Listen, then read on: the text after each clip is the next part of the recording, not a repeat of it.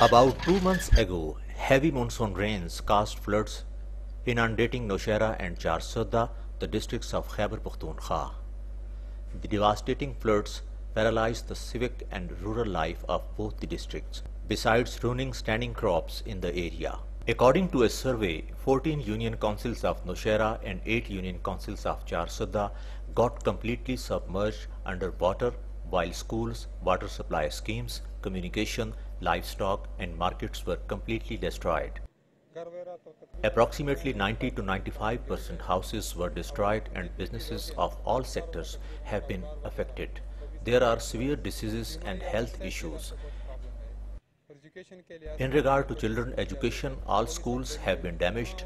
At that time, Army helped and rescued the people. Only Army have provided relief. The first issue is rehabilitation, then the school and hospital construction is important. The government is helping the flood affected people in various ways through the help of the army and the local police. The people were rescued. Relief phase. During that phase, the government provided them first of all with shelters, and then we set up various camps, tented villages. Food was a major issue. So for the first few weeks we kept on giving them cooked food as much as you like. I mean, we gave them food, we gave them shelter, water, medicine. During the first few days, it was quite visible that people were quite angry, and they at times appeared dissatisfied. So initial days, yes, there was some resentment, but gradually over the period of time, I believe that thing is dying down, because as I've said, we've given them a ration for the whole month of August. Apart from that, the health facilities are now on ground. We have better security control right now. Data collection, basically the idea was that we wanted to know how many houses had been damaged, and secondly, in what way were they damaged. So therefore we constituted various teams consisting of one patwari, 2 teachers and a local representative.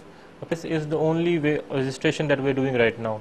There are certain confusions regarding registration, one form or the other is going on. No, as far as district government is concerned, this survey is also registration, because once we know that a person's house has been damaged, he is automatically registered as an effective.